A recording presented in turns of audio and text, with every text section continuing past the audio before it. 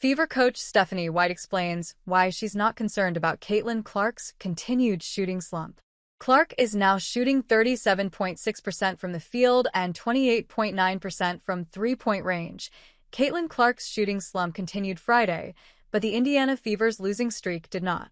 Though Clark was limited to 12 points on 5 of 17 from the field and 1 of 7 from three-point range, the Fever raced past the Atlanta Dream in the second half to secure a 99-82 win and get back to .500 on the season at 10-10. For the season, Clark is now shooting 37.6% from the field overall and 28.9% from behind the arc. Both of those marks represent a major drop-off from last season. Among the 35 players taking at least 10 shots per game, Clark's field goal percentage ranks 31st, and among the 14 players taking at least 5 three-pointers per game, Clark's three-point percentage ranks 14th.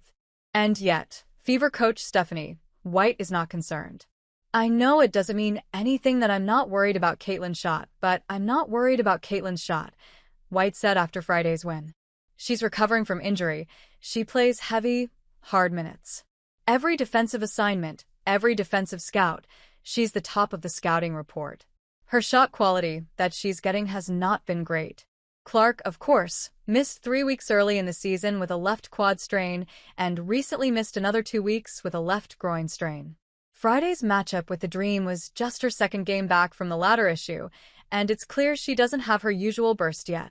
Zooming out, Clark hasn't played more than 5 consecutive games this season, which has made it difficult for her to find a rhythm. Ever since her days at Iowa, Clark has made a living on difficult shots because of how she's defended. Those looks become exponentially harder when she's forced to the sidelines for weeks at a time and is operating at less than 100% when she comes back. Just take a look at her first shot against the Dream. This is a pull-up 28-footer with Ryan Howard right on her back and Brianna Jones contesting. Clark is capable of making that shot, but everything is just a bit off for her right now. Here she is in the third quarter coming off a screen and driving to her right.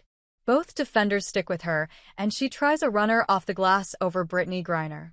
When Clark is dialed in, she sinks this off the glass. Instead, it bounds off the rim. "We're just so used to seeing her make tough shots, and to be able to do that while she's recovering from injury is going to be difficult," White said. "It's part of the reason we want to try to make her life easier and get her some easier looks. But it's going to continue to be hard because every defensive game plan is to not allow those." The Fever have tried to move Clark off the ball at times this season to create some catch-and-shoot opportunities, but they've been few and far between. Often, such a strategy just allows opponents to be even more physical with Clark than usual. Against the Dream, Clark took it upon herself to create better shots.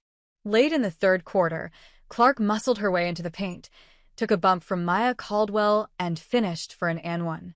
Notably, that was her first trip to the free throw line since June 22nd, a stretch which encompassed 73 minutes of game action. Early in the fourth, Clark took the same approach. After using a screen from Aaliyah Boston at midcourt, Clark got Jordan Canada on her hip and bullied her way into the lane for another and-one.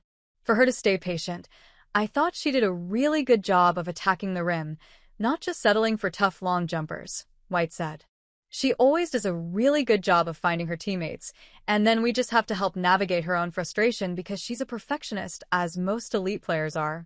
She needs to be able to give herself grace in those moments, but every shot she shoots looks like it's going into me."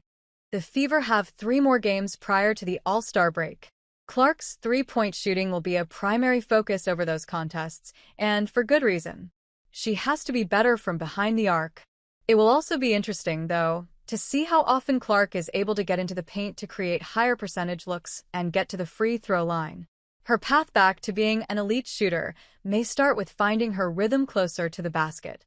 Hey friends, if you enjoyed this video, don't forget to give it a like.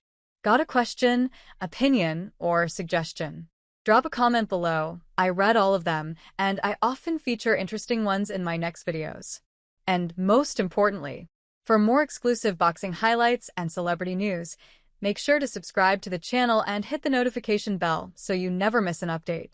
Your support helps us grow and keep bringing you awesome content. See you in the next video. Stay safe and take care.